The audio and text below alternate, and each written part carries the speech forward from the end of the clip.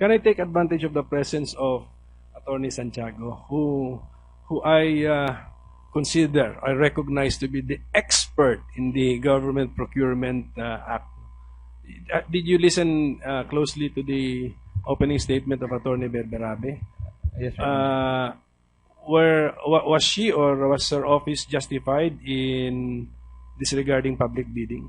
Because sabi niya, even sa letter niya, public bidding was considered inappropriate because of the emergency nature of the engagement and because of the trust and confidence needed in the arrangement.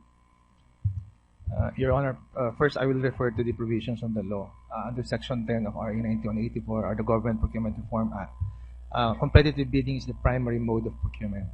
But the same section refers to there are instances where it is highly exceptional that we allow for alternative modalities of procurement. And one of those alternative modalities is negotiated procurement under Section 53.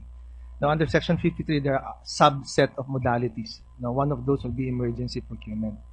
If the circumstances at the time of the engagement of the security service would fall under Section 53.2, and I think the President referred to when there is a need for an immediate action, and there is danger to life or loss of property, then they may look into that and find that justification to engage the security services at that point under emergency circumstances or emergency procurement, Your Honor, a negotiated modality.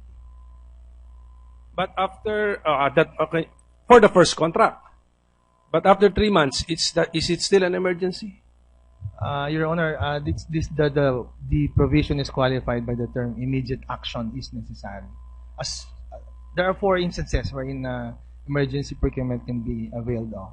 First, when there is imminent danger to life or loss of property. When there is calamity. Number 2, when immediate action is necessary to prevent damage to or loss of life or property. And number 3, to restore vital public services. The other one would be when time is of the essence arising from natural or man-made calamities. So I think they refer to the third modality. My question, Atty Santiago, is assume na natin that you were justified to negotiate at the first instance, at the start. Yes, sir. But of course, with the passage of time, before the expiration of that negotiated contract, 3 months passed. Then you just renew a negotiated contract, or it's now time to bid that contract because it's no longer an emergency. Your Honor, in this case, they're looking at the security, and I don't know how imminent the danger was. The President was referring to a situation wherein, although I have to differ, because the President was referring to a 4-month public bidding, because a public bidding can be shortened to 28 days. So,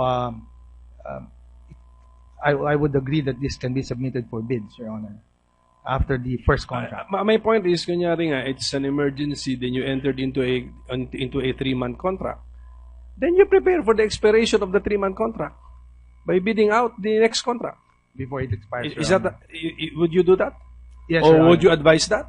Yes, Your Honor. Part of procurement planning, Your Honor. Atty Berberabe, please.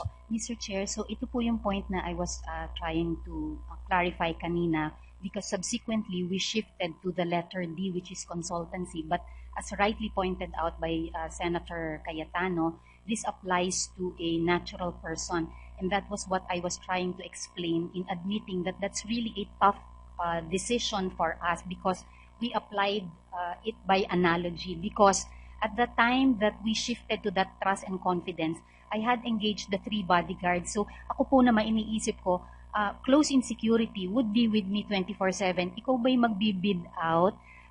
Maghahanap ka ng pinakamura na mananalo, and that's why doon po siya pumasok. When did you shift, ma'am?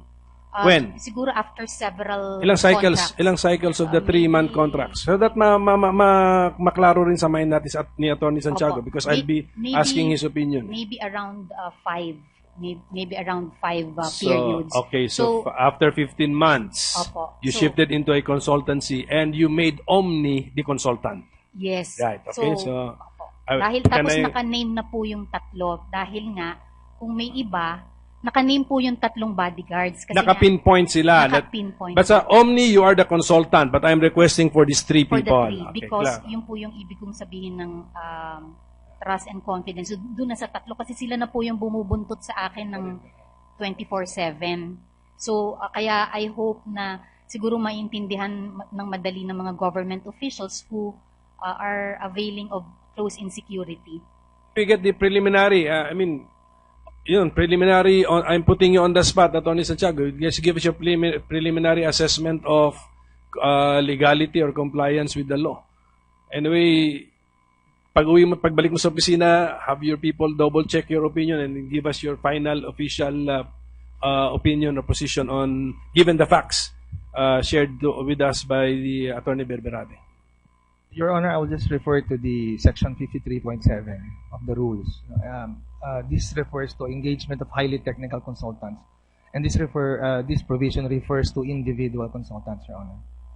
So the engagement of a consultant must be an individual consultant. Mr. Chair. Anyway, ang point naman dito, attorney, when we hear it from you, justification, buhay mo, etc. But remember, we have 1.6 million government employees. Most of the barangay captains around the country, 400,000 is their entire budget.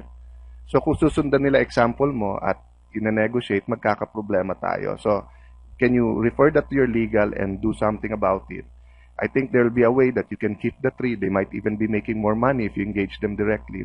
Having said that, just one last question. Do you know Jerry Limlingan? Yes, Your Honor. And does he talk to you? The last time po na nakausap ko siya, siguro po yung last year pa, mukhang nag-coincide po na never ko na siya nakausap nung nag-disappear, nung nag-hearing. Nung nagsimula po yung And part of your conversations is political strategy ng Vice President. Opo. And part of that is he wanted to see kung paano mag-gain si Vice President sa performance ng Pagibig. Hindi naman po. Normally po, he's actually a consultant po of HADC. And so Okay. that's why there are some meetings in Pagibig Fund that he would join. Okay. Anyway, I'll stop there, Mr. Chair, so that we can go to our main topic. The consultant of HADC. Jerry Limlingan po is a consultant of HADC. So HADC knows his correct address because he's a consultant. Meron po bang maari po, malamang? Opo, dapat po kasi so through you maybe make the request that can you get Jerry Limlingan's personal data or details from HADC and relay the information to this subcommittee. Or may I request po kung pwede pong I could relay it. Yeah, please. Please po. Okay, Senator Trillanes. Thank you, Mr. Chairman. Let me just start by saying that contrary to the impression you have created to Senator Cayetano, I'm coming in as a skeptic, as a cynic. Dahil meron na pong pattern si Vice President Binay kung saan siya nag-head ng agency, yung mga taong nilalagay niya yun yung mga kaya niyang i-remote control. So, isa kayo doon. Yun ang aking assumption until makikita natin yan later on. Ngayon, you mentioned about Mr. Delfin Lee dun sa opening statement nyo, Atty Berberabe. Am I correct? Yes, Mr. Senator. Okay. Mr. Chairman, I move that we subpoena Mr. Delfin Lee in light of the statement earlier by Atty Berberabe. I so move, Mr. Chairman. Okay, we will issue the subpoena for Mr. Delfin Lee to attend the next hearing of this subcommittee on the two. This time, hearing the two proposed Senate resolutions. Yes, Mr. Chairman. Now, you mentioned earlier about your connection, your personal connection to Vice President Binay, which is sister-in-law kayo nung Chief of Staff ni Vice President Binay. Am I correct? Tama po yun, Sir Senator. Tama. At you also admitted na nirecommend kayo ni Vice President Binay dyan sa posisyon ninyo ngayon. Tama po yun. Okay. Ngayon, let me ask, lumipat ho ba kayo ng building ang Pag-ibig? Yes, Mr. Senator. Okay, lumipat kayo. Anong reason natin? We used to occupy, although I will answer po, Mr. Senator, your question, but I would just like to manifest, Mr. Chair, that the notice of my invitation is to shed light in Omni. But again, in the spirit of transparency, I will answer your question, Mr. Senator. Pag-ibig Fund used to occupy Atrium in 2010 when I assumed office.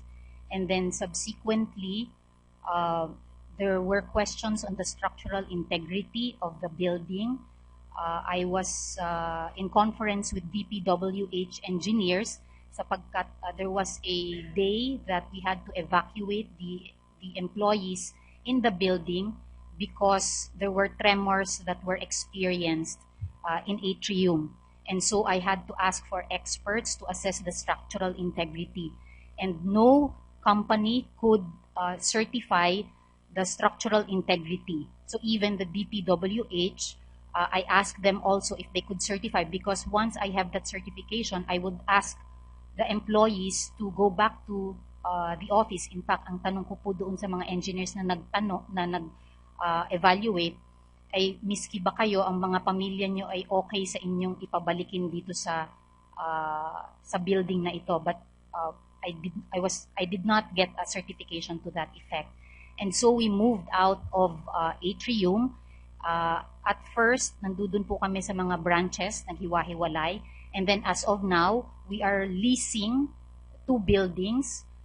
And then I recently got approval to buy property, to buy land, and to construct a building for Pag-ibig Fund. Okay. At Yung Mr. Senator, Atrium ba? May clarification lang po Okay. because Yes. you seem to lay the premise that I am related to Vice President Binay, and No. you were trying to clarify. So may I ask po why you laid a premise and then pero yung sumunod Teka muna. You don't have any right to ask, Atty Berberabe. You'll have to bear with us. No? Ngayon, Okay, I'm sorry po, Mr. Chair, because okay. I thought that I was invited as a resource to ascertain the truth. So I just wanted to clarify po kasi baka po may hanging na suggestion. So I would wish Wait po for the clarify. question.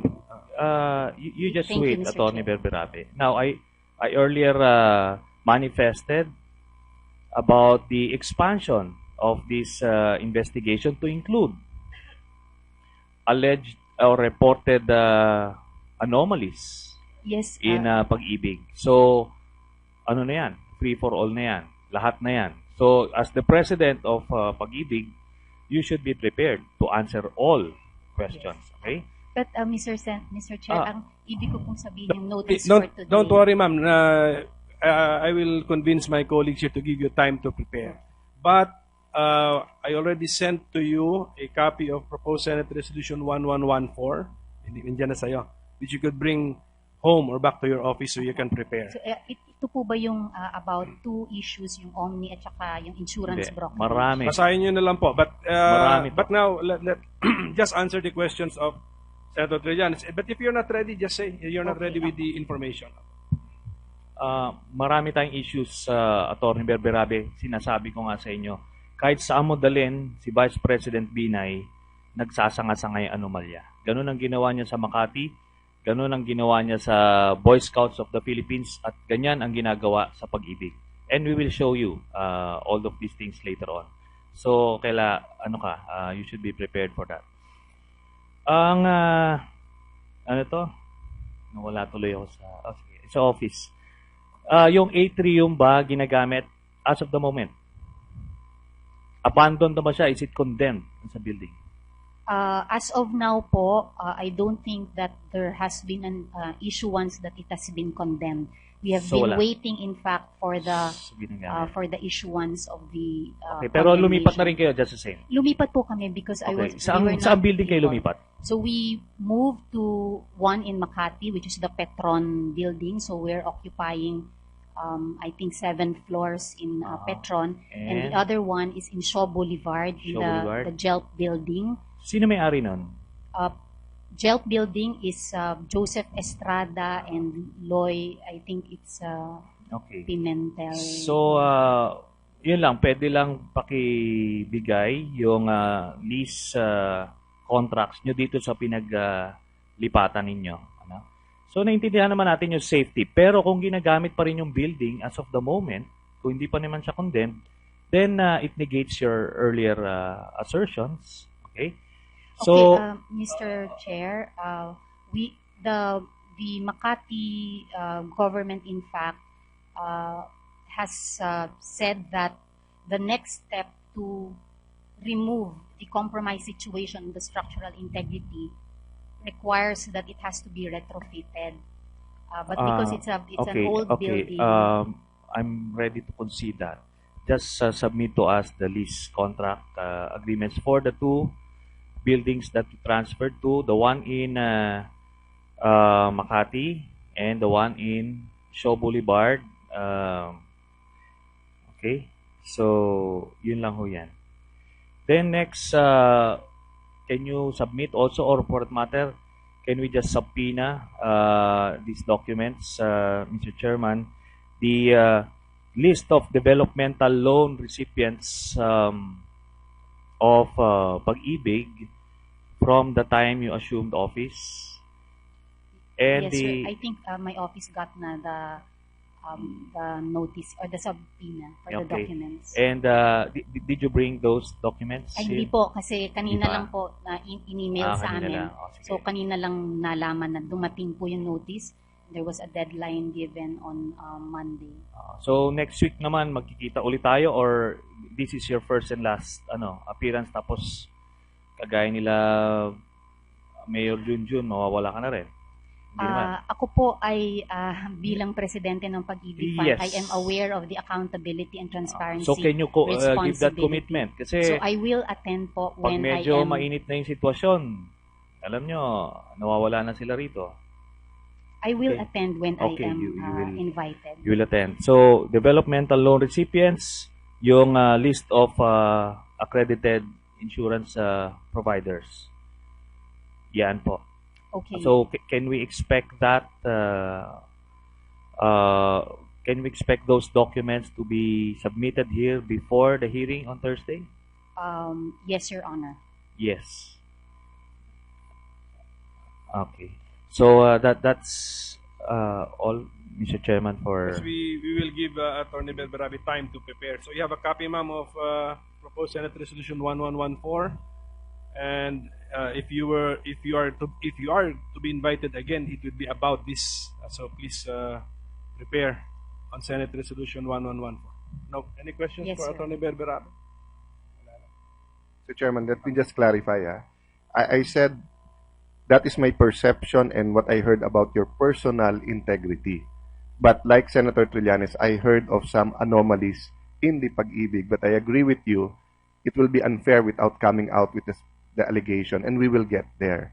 So thank you for being here, and we hope the other officers, including the Board of Trustees, will also be there, because it's possible that this was perpetrated without you knowing it. Or it's legal, but it's immoral. So anyway, we will get there at the proper time, Mr. Chair, and I thank the head of Pagibig for being here today. Thank you also, Senator Cayetano, for your personal note a while ago. And thank you. We will be praying for him. I think the nation's praying for him. So. Salamat. We will excuse Atty Berberabe. Thank you, ma'am. Thank you. And let us members have of a this 3-minute break so we can subcommittee. rearrange the setup, the layout. Thank you very much. 3-minute break.